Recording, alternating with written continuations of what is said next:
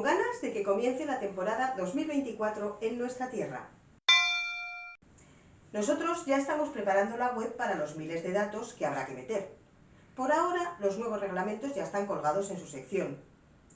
Y seguimos sin saber si habrá campeonato sim racing o de aceleraciones, si habrá campeonato de Aragón de karting, porque la idea catalana del campeonato de pistas de alquiler aquí no gusta y es una pena.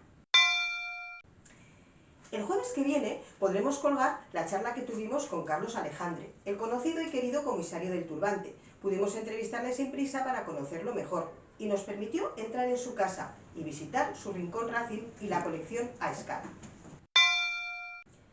En la sección de Fórmula 1 Archivos seguimos subiendo los grandes premios desde 1981.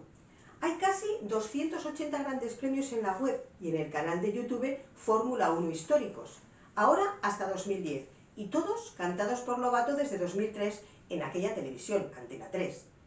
Esta semana empezaremos a subir de 2011 a 2015, ya que las limitaciones de YouTube y Mega en cuanto a subidas diarias nos impiden ir más rápido.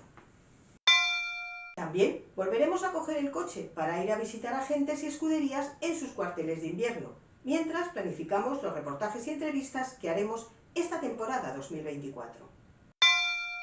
En la sección de Cine Racing, hoy colgamos el documental Senna sobre Ayrton Senna da Silva, el mítico. En fin. Por favor, suscribiros en YouTube para que podamos saltarnos el límite de subidas. Sabemos por aquello de las cookies las visitas que hacéis al canal, pero no os suscribís. De hecho, casi no conocemos personalmente a nadie de los suscritos, así que, por favor, hacedlo. Y nada más, esto es todo por ahora. Un abrazo y hasta el jueves.